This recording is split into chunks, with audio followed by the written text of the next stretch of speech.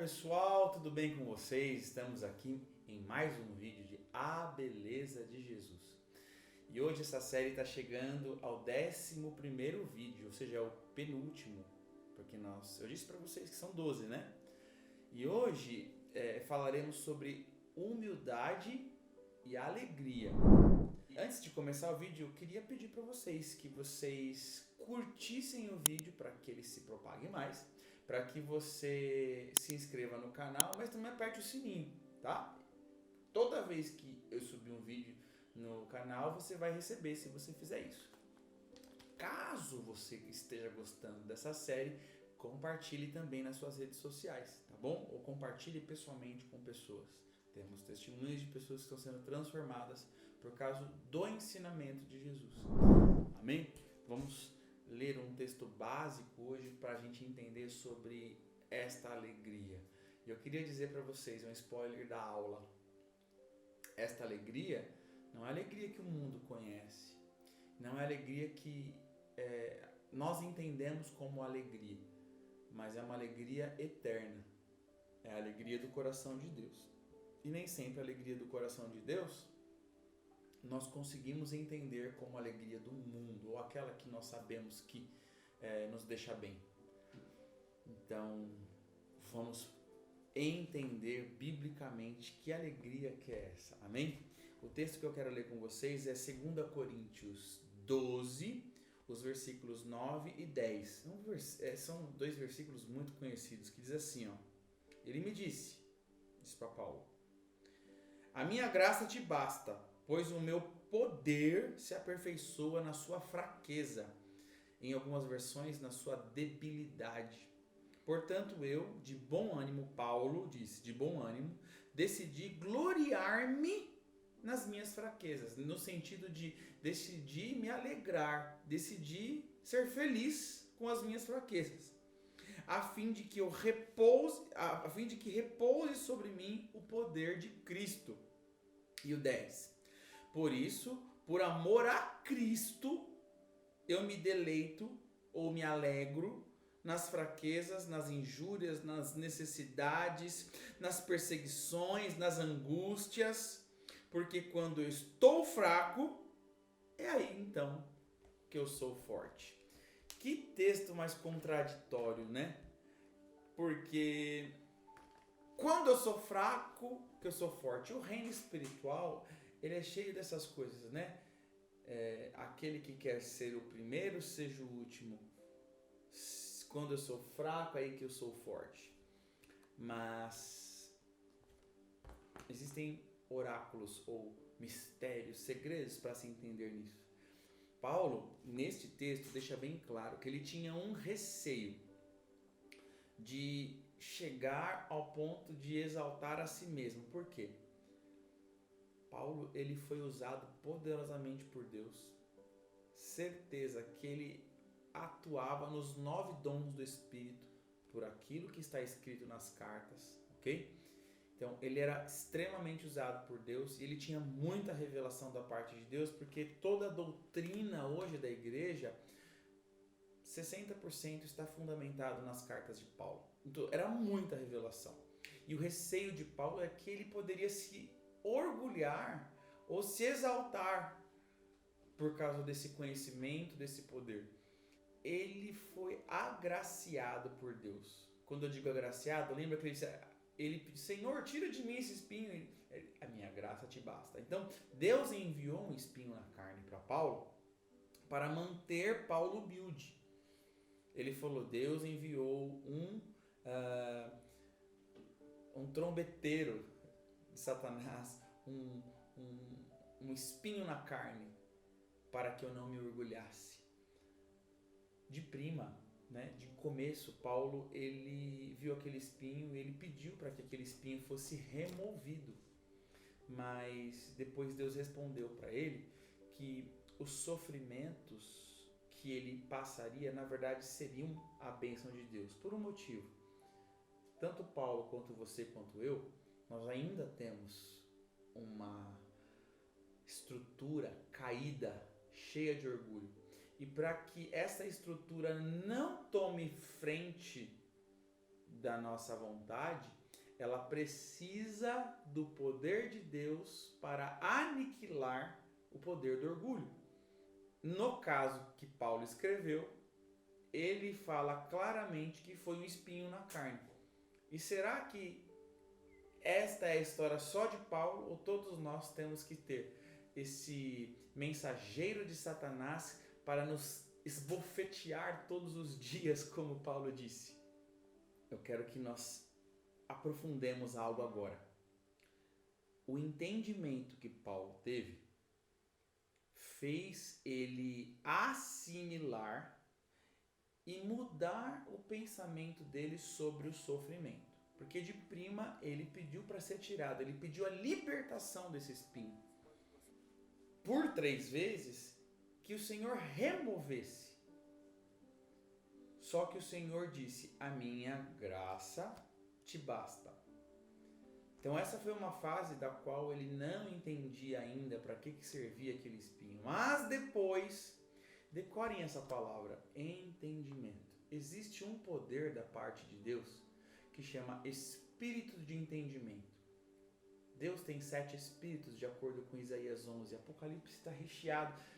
A igreja de Sardes, logo no começo, aquele que tem os 7 espíritos. Um desses espíritos chama espírito de entendimento, que nos faz entender as coisas com a mente de Cristo, da forma que Cristo concebe. Imagine que Cristo está sentado no trono do universo e ele tem uma visão ampla de tudo, de começo e meio e fim. Nós temos uma visão pequenininha só da nossa vida, sem conhecer mais nada. O espírito de entendimento faz com que a gente entenda. Tem coisas que é muito difícil obedecer porque nós não entendemos. E se nós entendermos, vai ficar mais fácil.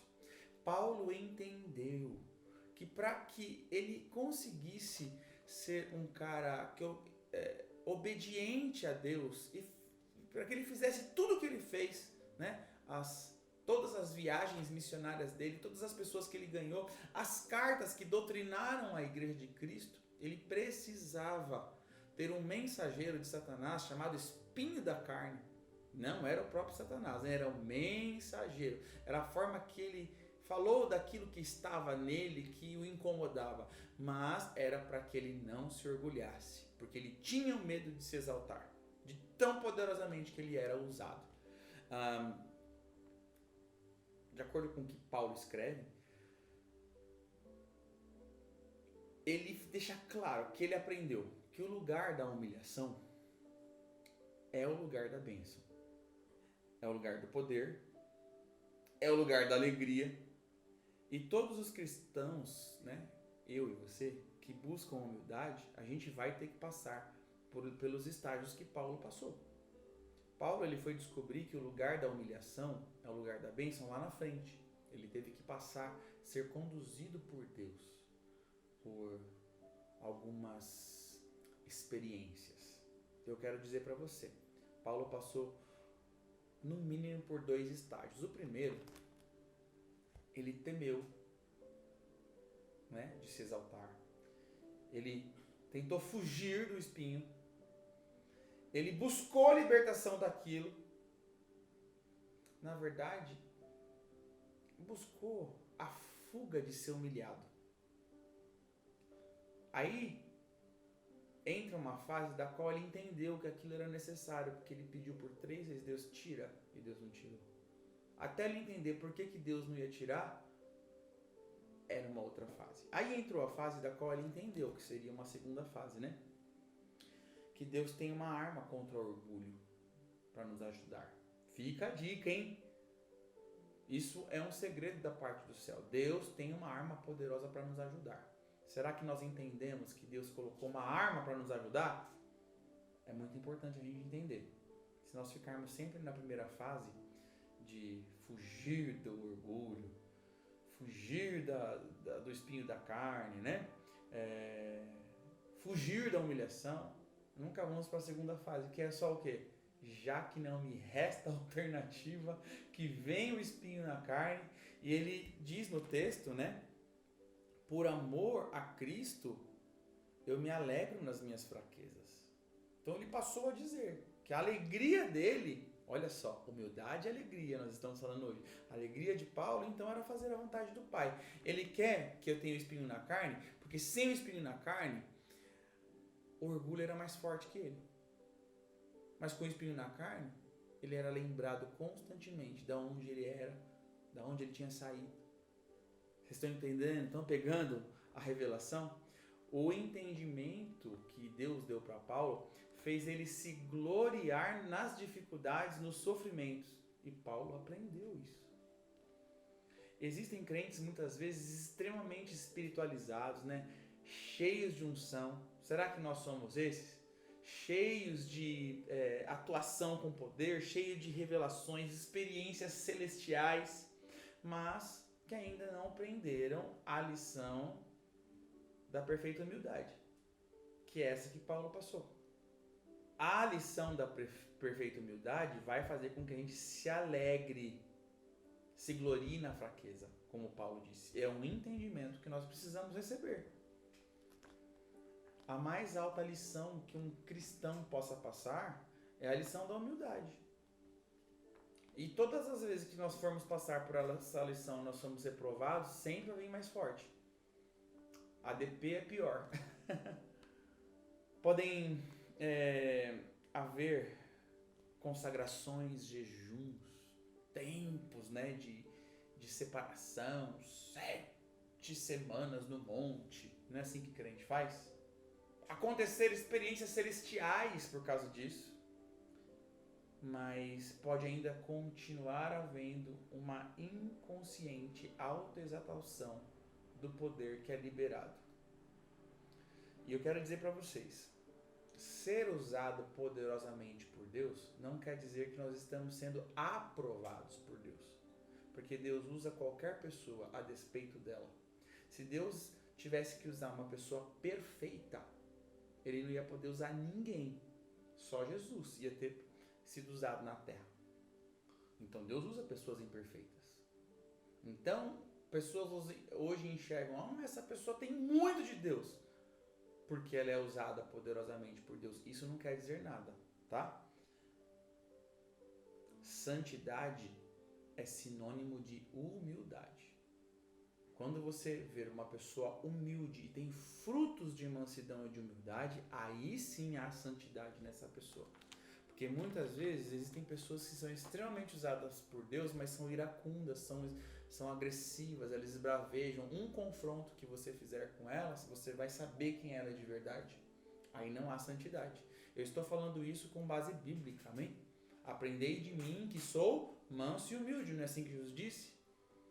O fruto da santidade é a humildade. E o fruto da humildade é a santidade.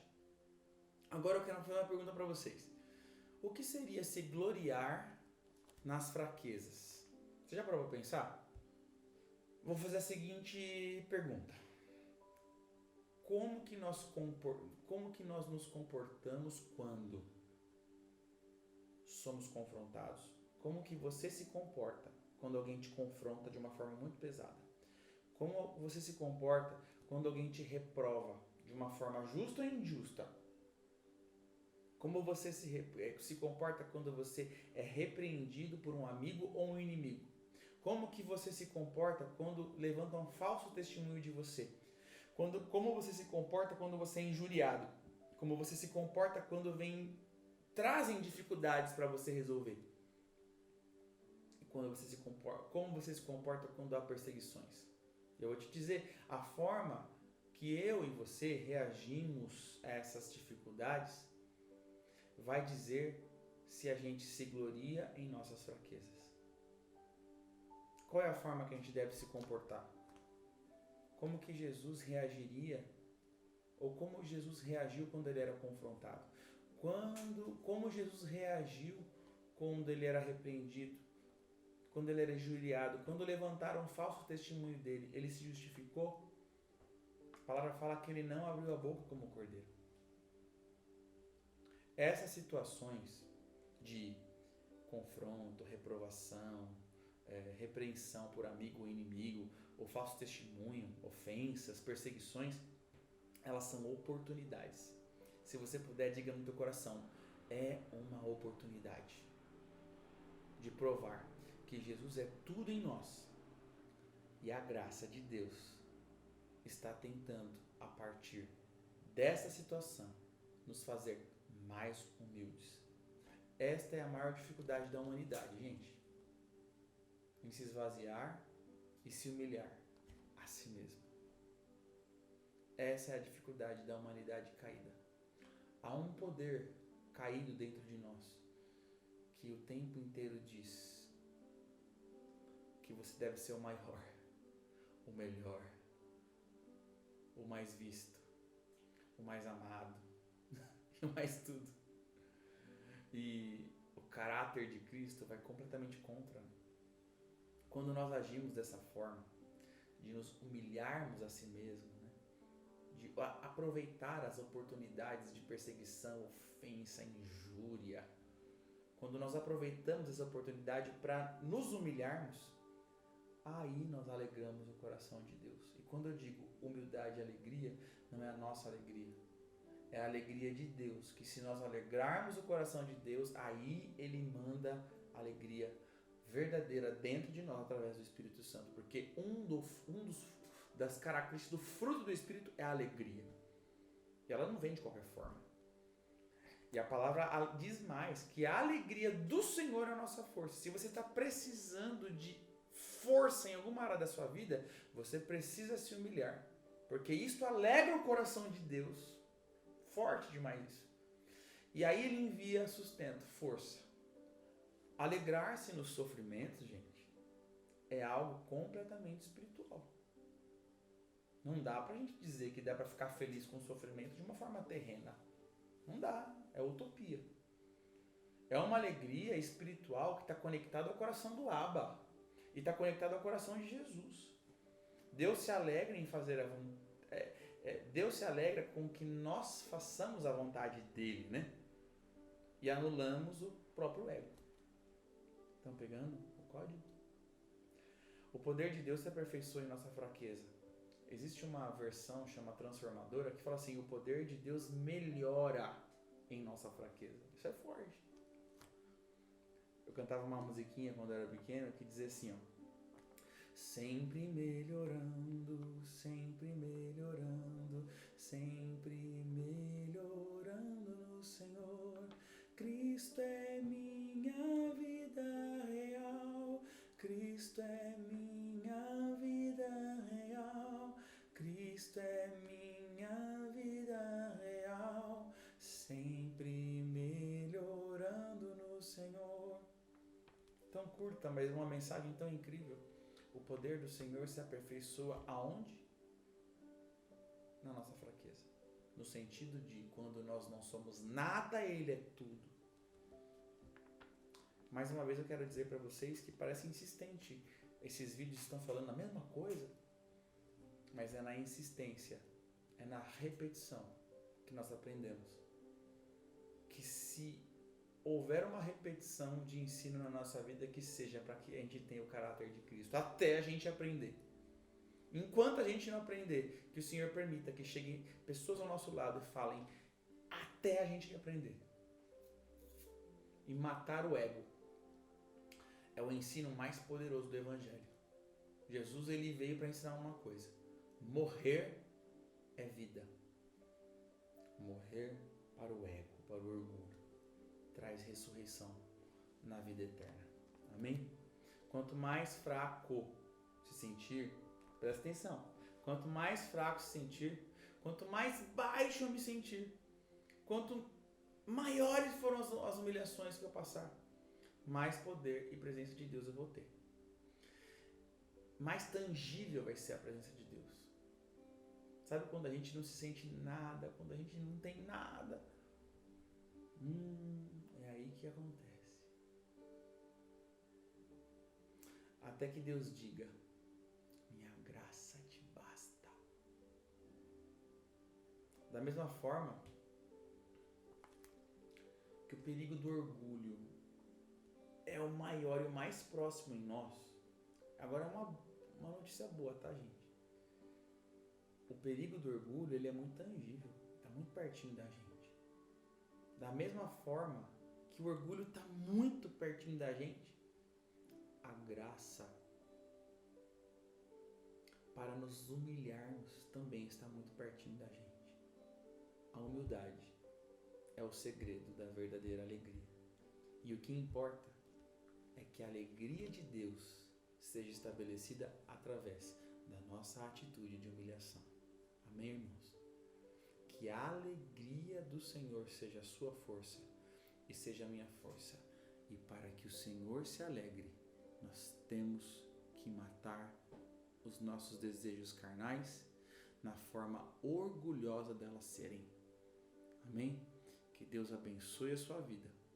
Que o Senhor possa se alegrar com a sua vida. Em tudo que você faz, tudo que você pensa, em tudo que você fala, possa causar alegria no coração de Deus, porque aí virá uma força sobrenatural da parte de Deus para você, e esta força vai te sustentar em alegria também. Que a beleza de Cristo possa ser vista em você, em nome de Jesus, e até o próximo vídeo. Deus abençoe.